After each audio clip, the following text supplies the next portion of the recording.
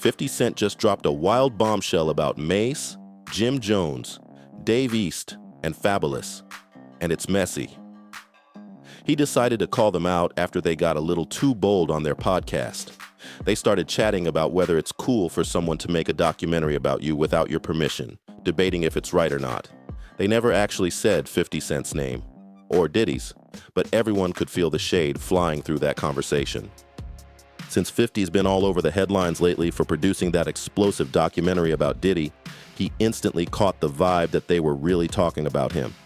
He didn't like the sneak talk one bit, and you could tell he wasn't going to let that slide quietly. Still, it seems like they avoided saying his name out loud because, let's be real, none of them wanted that 50 Cent smoke. The only people saying 50 Cent crossed a line are probably those in the industry with their own skeletons hiding in the closet. These are the same celebrities who've done some shady things behind the scenes and definitely don't want anyone shining a spotlight on their past. They're scared that one day someone might drop a documentary exposing their secrets too. But let's be real. Documentaries don't actually need the main person's permission. Acceptable for someone to create a documentary about you without your approval. How would you feel if it happened to you? It's like Definitely not acceptable. It's facetious and petty. I would feel. I ain't gonna front. I think if they saluting you, First of all, they want somebody doing a documentary about you. You want it to be a dope documentary. it gotta be dope. Showing who you are, what you've done, Put out no bullshit everything on you've me. accomplished. Like, a documentary is a big thing. Like, you don't want nobody doing a documentary about like trying to just make your whole character look weak. Like, that's petty behavior. and I want to know the company that did it so we could talk. You know what I mean? Because if it's on me, I need. You know what I mean? I don't understand Trash. why that's like legal to do though. I don't think, like I without need a anybody, couple- I like need a if you're couple doing a hours. documentary, if I'm doing a documentary on you, why wouldn't you want the person involved to It's not interact? really a documentary. It's more like a It seemed like it- mockumentary. yeah. You know what I mean? It seemed like when you don't use the person, it's more like you're against them anyway. So When you that's doing why shit I think like it should that. be. How can it even be called a story that ill, documentary? you can make you can do something Because with it. once They you- Like, story why that is it called a ill. documentary when it's not? When it's still a doc. You know, it's not an autobiography, but it's a documentary because once you become a public person, Bro, none of them Pablo Escobar documentaries I watched, none of them people knew him. They all There you go. people, they That's what I'm just, saying. you get what I mean? Like, once you become, if you're a that public person, figure, you're in the they can just news, do it. you can be Googled. So do you think that it's wrong or not? I think not it's with it. wrong. I'm not with I it ain't either. taking I it. think If someone's a public figure and people close to them are willing to talk, that's more than enough to tell the story. Public life comes with public scrutiny, plain and simple. Think about it. As a YouTuber, you could say I'm out here dropping mini documentaries every single day. Should I really have to get permission from every person before speaking on something that's already out in public? No way. No way. Absolutely not. That idea doesn't even make sense. When someone's involved in telling their own story, they're never going to be fully honest. Not a chance. They'll sugarcoat everything, twist the truth, and make sure they come out looking spotless. When a person has control over their own documentary, they'll always want to shine in the best light possible, even if they've done some serious wrong behind the scenes. And let's be real, if you're trying to make a real documentary about someone controversial, like Diddy, how could you ever tell the truth with him sitting in the creative chair? You can't. Diddy would want every clip, every scene, every word to make him look good, even if reality says otherwise. Even though Jim Jones and the others never said 50 Cent's name or even gave a strong hint, 50 caught that energy instantly. He knew the conversation had him written all over it, so he clapped back in classic 50 Cent style. He jumped straight onto Instagram and responded to their podcast the only way he knows how: bold, loud, and totally unfiltered. 50 Cent went digging like a detective and somehow pulled out some wild info that nobody had heard before. He blasted them online saying, "These guys are squatters. They owe $250,000 for the spot where they're filming their podcast." Then he kept going, calling them out hard. "These bums are out here trying to win Best Dressed while they can't even pay their bills." The internet went crazy because no one saw that coming. And honestly, that space they film in does look fancy.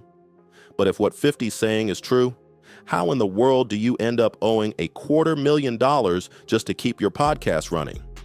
That's wild. 50 didn't hold back either. He straight up called out Mace, Fabulous, Jim Jones, and Dave East by name.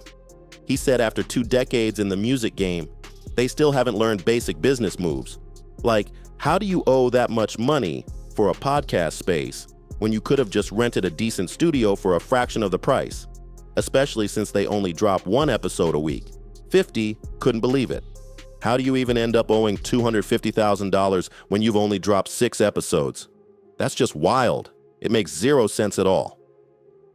But things got even more heated when 50 Cent took aim straight at Jim Jones. He didn't hold back. He posted a brutal message that said, "I understand Diddy was your hero. Stay loyal to him." Then he threw in some wild accusations that had everyone's jaws on the floor. Now, to be clear, nobody's saying those rumors are true. That kind of talk is extreme and way out there. The real point here is that 50 Cent was hitting where it hurts, using that post to show how tight some of these artists are with Diddy, even with all the controversy around him. And the reason so many rappers are stepping up to defend Diddy? It's not just loyalty. It's because they see a reflection of themselves in his situation. They don't see what he's accused of as all that shocking, which is honestly concerning. If you could hook some of these rappers up to a lie detector and ask them straight up, do you think what Diddy allegedly did to Cassie should completely destroy his career? Man, the answers would be eye-opening. A lot of them would probably hesitate because deep down, they don't think his actions are as serious as the public does. And that says a lot. Most of them would straight up say, hell nah, if you asked whether Diddy's actions should end his career. The truth is, a lot of these guys don't really see what's wrong with that kind of behavior. The music industry's been male-dominated for decades, and too many of these artists have soaked up that toxic mindset. They've been around long enough to think that mistreating women isn't that serious, which is exactly why 50 Cent keeps calling them out. Let's be real. If you asked some of them, do you think Diddy allegedly paying male escorts for private encounters should ruin his career? They'd probably still say, nah, that's his business. But of course, they can't say that in public. So instead, they hide behind vague, open-ended questions like, is it right to make a documentary about someone without their permission? It's all just coded talk to cover up where they really stand. But 50 saw right through it. He wasn't fooled for a second. He knew exactly what they were hinting at, and he fired back with full energy. After going at Jim Jones, 50 turned his focus to Fabulous next, reposting a clip of Diddy wishing male rappers happy birthday in a super awkward, over-the-top way. Then he dropped a cutting caption. How do they let him get away with this? The internet lit up instantly. 50 was on a mission, and he wasn't holding anything back. Then 50 Cent took it to a whole new level. He went online and said he's about to buy the actual space where they filmed their podcast. He posted, I didn't even plan to do this, but if you insist, I'll make time. I'm working on buying the space where you record, and half your show too. You know I don't cap? That was pure 50. Bold, savage, and totally confident. Hey man. At first I thought maybe he was just trolling like he usually does. I mean, come on. How could Mace, Jim Jones, Fabulous, and Dave East, 4 successful rappers who've been around for years, owe money on their own podcast spot? It just didn't sound real. I figured maybe 50 got some bad info or twisted details for the sake of a headline. Woke up today and I was like, what is going on? I heard. So it looks like 50 Cent has taken shots at the Let's Rap About It crew. Smoke. Very smoky. Now, 50 posted this. Documentaries are a big thing. Like, you don't want nobody doing a documentary about some, like, trying to just make your whole character look weak. Like, that's petty behavior. I don't understand why that's like legal to do though. Documentary is more like a mockumentary, shit like that. Do you think that is wrong or not? I'm not with it. All right, now he posted that clip, and then he also posted, and I got to make sure I got to see like what's true and what's not true. Call us squatters. Yeah, he called you guys squatters and said you guys owe $250,000. So is that true? I don't know nothing about that. Okay, so you guys have paid your rent. I don't know. But then, things got real when Mace went on Angela Yee's radio show to respond. The way he addressed it didn't clear anything up. It actually made it sound like 50 was telling the truth all along. The hesitation, the tone, everything pointed to 50 having solid receipts. That basically confirmed it for everyone watching. 50 wasn't exaggerating at all. Mace and his crew really do owe money on that building. And man, that's embarrassing. 4 industry veterans caught slipping on their own business moves.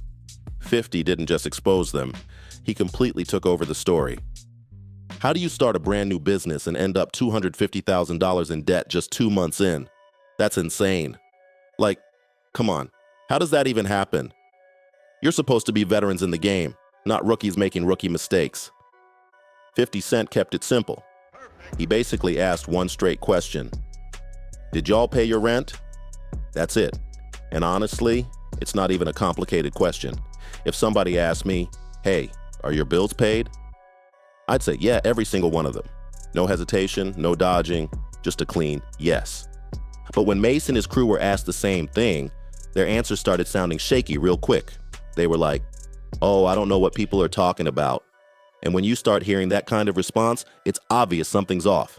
If everything was good, you'd say it right away. No stuttering, no confusion, no dancing around the question. So yeah, at this point, it's looking clear. They owe that $250,000 for real. 50 wasn't bluffing. They're sitting in that building, running a podcast, and not even paying the rent. That's not just messy, that's straight up embarrassing. Honestly, Mace should have just stopped right there, because what he did next made the whole situation worse. To put it in perspective, though, you said What? you weren't taking aim. No, we not making our podcast not going. We don't talk about people. We take things and internalize it. We was talking about, it was a general conversation about do people have the actual right to make a documentary about you, and how would you feel if it was you? But I get where you're coming from. But at the same time, I'm not trying to walk nothing down. Like, if it's smoke, it's smoke. All right, well, here is the full conversation of what you guys were talking about, Right. because it was really just about legally, can you... Right, that's what it was. And then you started talking about sex tapes, because somehow it always comes back to that. Yeah. Here's what happened. Is it acceptable for someone to create a documentary about you without your approval? How would you feel if it happened to you? It's like, Definitely not acceptable. It's facetious and petty. right. It's like somebody putting out your sex tape. Yeah, if you want to make, yeah, exactly. I don't know that was that's funny. comparable. Because a sex tape, You gotta do- make sure your you can't likeness just put that, correct. yeah. But documentaries, people can do them, and they do them all Right, we know the that. time. Yeah, so we know that. But everybody panties is in a bunch. Oh my God. It doesn't feel like this is a big... No, it ain't nothing. yeah, But the okay. thing is, The like, intention listen, was not to if come you, at if him. you shooting and you saying they and these guys and you got a picture and I'm in a picture, I'm shooting back, and it's with whoever. It's Okay. with whoever, whenever, however. We know. Whatever. We know. Yeah. All right. Well, thank you for clearing that up, because people Yeah. are like, you're not going to be up here and not address it and talk about it. Nah, But absolutely. We don't make our podcast not constructed to be doing that. Like, we make it Somehow about ourselves. But everybody taking shots at us though, for whatever reason. You know what I mean? I'm sorry. Are you Yeah, okay? it is. No, I'm fine. I'm fine. I'm just saying, like, I'm with whatever. Like, All right. But After leaving the show, he decided to clap back at 50 Cent on Instagram.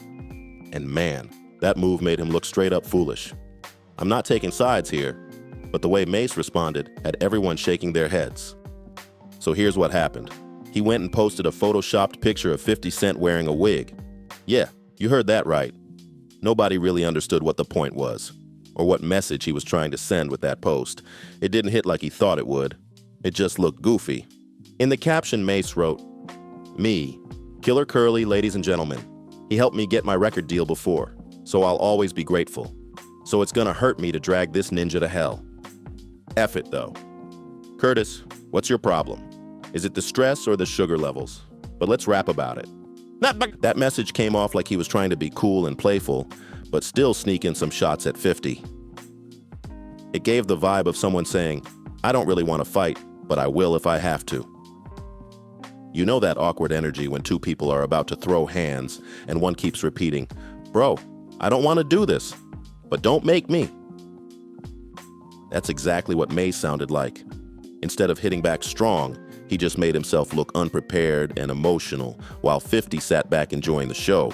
It's like Mace was trying so hard not to look scared, but you could tell he was nervous.